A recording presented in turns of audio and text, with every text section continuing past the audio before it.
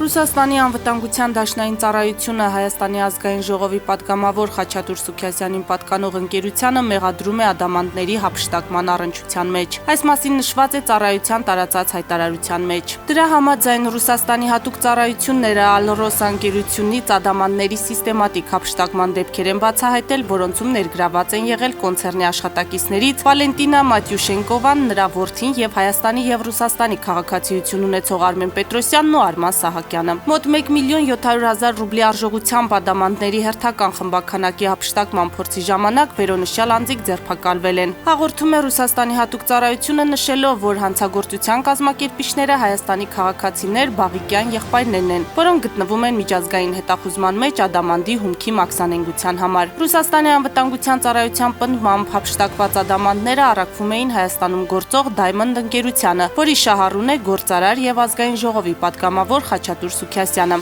Ընկերությունից դեռևս պաշտոնական մեկնաբանություն չկա։